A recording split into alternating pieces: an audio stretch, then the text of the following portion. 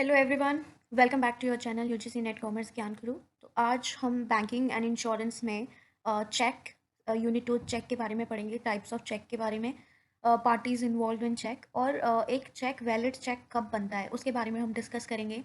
तो स्टार्ट करते हैं video one by one. Check check एक नेगोशिएबल इंस्ट्रूमेंट है। अब नेगोशिएबल इंस्ट्रूमेंट क्या होता है? तो नेगोशिएबल इंस्ट्रूमेंट एक्ट 1981 में आया था, जो स्टैब्लिश हुआ था 1882 में एस्टेब्लिश हुआ था। जो बेसिकली नेगोशिएबल इंस्ट्रूमेंट का जो सोर्स है वो इंग्लिश कॉमन लॉ से आया है, जिसका मेन पर्पस था ट्रेड एंड कॉमर्स। तो अगर हम बात करें नेगोशिएबल इंस्ट्रूमेंट की, तो negotiable means transferable and instrument means written document. So a document which can be transferable till its maturity date, उसको हम नेगोशिएबल इंस्ट्रूमेंट बोलते हैं। तो नेगोशिएबल इंस्ट्रूमेंट की डेफिनेशन में उन्होंने नेगोशिएबल इंस्ट्रूमेंट डिफाइन करा था, जिसमें उन्होंने मेंशन करा था negotiable instrument include promissory note, bill of exchange and check under section 6। ठीक है, तो उन्होंने चेक मेंशन करा। अब चेक होता क्या है? ठीक है, चेक क्या होता है? चेक क्या होता है? चेक एक नेगोशिएबल इंस्ट्रूमेंट है जो डायरेक्ट करता है बैंक को कि स्पेसिफिक अमाउंट ड्रॉयर के अकाउंट से पे के अकाउंट में डाल दो अपॉन डिमांड। तो हम कह सकते हैं कि जो चेक है वो एक बिल ऑफ एक्सचेंज के रूप में काम करता है। ठीक है, चेक क्या है? एक बिल ऑफ एक्सचेंज है जो drawn on specified bank and payable on demand है। ठीक है, और बहुत कॉमनली मेथड है। अब आप बिजनेसेस और ट्रेड प्रैक्टिसेस के लिए स्टार्ट किया गया था, और बहुत कॉमन मेथड, इजी मेथड है जिससे आप मनी ट्रांसफ़र कर सकते हो। ठीक है, और इसमें मेन इसकी एडवांटेज क्या है? सिक्योर एंड कन्वीनियंट वे है टू ट्रांसफ़र द फंड, और इसमें हमें पैसे फिजिकल फॉर्म में कैरी करने की एज सच रिक्वायरमेंट नहीं होती। ठीक है, आई होप ये आपको क्लियर हो गया होगा चेक क्या है। अब नाउ पार्टीज कौन कौन सी इन्वॉल्व होती हैं चेक में? First is dryer. ड्रॉयर वो होता है जिसका चेक होता है, चेक पे जिसका नाम होता है, जिसके साइन होने होते हैं। ठीक है, जो वो पर्सन ड्रॉयर होता है जो किसी दूसरे पर्सन को चेक इशू करता है, ट्रांसफर करना चाहता है, वो कुछ पैसे देना चाहता है दूसरे पर्सन को, उसको हम ड्रॉयर बोलते हैं। पेई वो पर्सन होता है जो चेक है जिसके लिए जो ड्रॉयर है वो चेक बना रहा है, तो उसको जिसके अकाउंट में फाइनली पैसे ट्रांसफर करने हैं।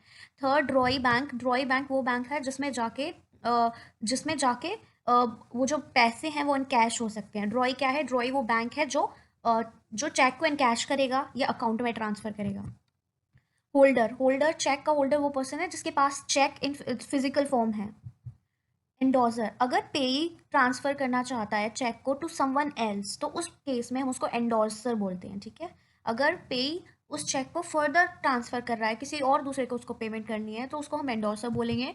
और जिस पर्सन को उस पेई ने चेक दिया है, ठीक है, जिसको वो ट्रांसफर किया गया है थ्रू एंडोर्समेंट, उसे हम एंडोर्सी बोलते हैं। आई होप ये क्लियर हो गया होगा। किसी को कोई डाउट है तो आप कमेंट सेक्शन में पूछ। Types of check. First is bearer check. Bearer check में क्या होता है कि ये हम किसी भी पर्सन को पे कर सकते हैं। ठीक है, तो मतलब कोई भी पर्सन जिसके हाथ में चेक होता है वो बैंक में जाए और बैंक में जाके प्रेजेंट करे चेक को, और वहाँ पे उसको बैंक काउंटर पे ही पैसे मिल जाएंगे। बियरर चेक मतलब किसी को भी पे कर सकते हैं पैसे। वैसे वैलिड चेक है, लेकिन उस पर किसी पर्सन का किसको ट्रांसफ़र करने हैं वो ऑर्डर मेंशन नहीं है, किसी पर्सन का नाम मेंशन नहीं है। तो जिस पर्सन के पास वो चेक है उसने अगर वो बैंक में प्रेजेंट कर दिया, तो फिर वो उसको बैंक से पैसे मिल जाएंगे। इसी को हम बोलते हैं बियरर चेक। ठीक है, नेक्स्ट होता है ऑर्डर चेक। ऑर्डर चेक में एक ऑर्डर लिखा होता है, मतलब किसको ट्रांसफ़र करने हैं पैसे, किस ट्रांसफ़र करने हैं, वो उस पर्सन का नाम मेंशन होता है ऑर्डर चेक में।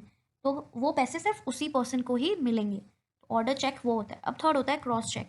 अब क्रॉस चेक क्या होता है कि दो पैरेलल लाइन लेफ्ट साइड में ड्रॉ कर दी है।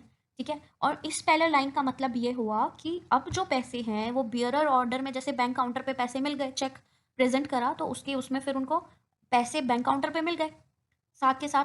लेकिन क्रॉस चेक में ऐसा कुछ नहीं होगा, पैसे अब बैंक काउंटर पे नहीं मिलेंगे, बल्कि पैसे उनके अकाउंट में ट्रांसफर होंगे। इसका मतलब होता है क्रॉस चेक। ठीक है, cross check, different types of cross check होते हैं। General crossing, special crossing. तो जर्नल क्रॉसिंग में क्या हो जाएगा? फॉर एग्जांपल अगर लिख दिया एबीसी लिमिटेड, तो पैसे अब सिर्फ एबीसी लिमिटेड अकाउंट में ही ट्रांसफर होंगे। ठीक है, तो ये होता है जनरल क्रॉसिंग। स्पेशल क्रॉसिंग में क्या हो जाएगा? स्पेशल क्रॉसिंग में फॉर एग्जांपल एसबीआई बैंक लिख दिया और पेई का नाम मेंशन कर दिया, तो इट मीन्स कि अगर जो पेई है उसके सिर्फ एसबीआई बैंक अकाउंट में ही ट्रांसफर होंगे। ऐसा हो सकता है एक पर्सन के दो तीन बैंक अकाउंट हो सकता है, तो उसमें हमने स्पेशली ऑर्डर करा है कि इस पर्सन के इस बैंक अकाउंट में पैसे ट्रांसफर होने चाहिए।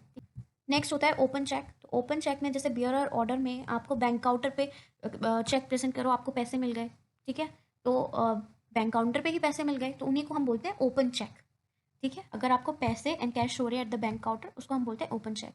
और क्रॉस चेक में पैसे बैंक काउंटर पे नहीं मिलते, वो डायरेक्टली ट्रांसफर होते हैं ट्रांसफर होते हैं पे अकाउंट में, ठीक है। Post dated check, post dated check क्या होता है, फ्यूचर डेट मेंशन कर दी चेक पे, ठीक है, उसको हम बोलते हैं post dated check. Ante dated check मतलब अब चेक, एंटी डेटेड चेक मतलब date earlier than the date of presented, पहले ही मेंशन है लेकिन हम उसको बाद में प्रेजेंट कर रहे हैं, तो उसको हम बोलते हैं ante date check. Next stale check. Stale check क्या होता है कि हम after the expiry period, for example 3 months, 3 months के बाद अगर हम कोई चेक प्रेजेंट कर रहे हैं स्पेसिफाइड डेट्स के 3 मंथ्स बाद हम चेक को प्रेजेंट कर रहे हैं, तो वो स्टेल चेक की कैटेगरी में आ जाएगा। इसलिए हमें टाइमली उस चेक को प्रेजेंट करना होता है अगर हमें पैसे एनकैश कराने हैं तो, या अकाउंट में ट्रांसफर कराने हैं, जो भी सिचुएशन है। Fourth valid. अब एक चेक को हमने वैलिड चेक कब बनाएंगे, एक कब, कुछ कंडीशंस हैं एसोसिएट। एक वैलिड चेक कब वैलिड चेक होगा, कुछ सर्टेन कंडीशन है कि वो प्रॉपरली फिल्ड हो, किसको पे करना है, कितनी अमाउंट पे करना है, वर्ड्स में नंबर्स में प्रॉपरली साइन हो, ठीक है, और सिर्फ drawn on a bank account, सिर्फ बैंक में ही वो ड्रॉ हो सकता है। साइन, ड्रॉयर के प्रॉपर साइन हो, डेटेड, प्रॉपरली डेटेड होने चाहिए, पेज नेम स्पेसिफाइड होना चाहिए, अमाउंट क्लियरली इंडिकेट कि आपको कितनी अमाउंट पे करना है, ठीक है, एक्सपायर्ड और स्टेल नहीं होना चाहिए, कैंसिल नहीं होना चाहिए, ड्रॉन इन करेक्ट करेंसी ही होना चाहिए। और चेक क्या है, एक लीगल बाइंडिंग बना देता है, एक लीगल बाइंडिंग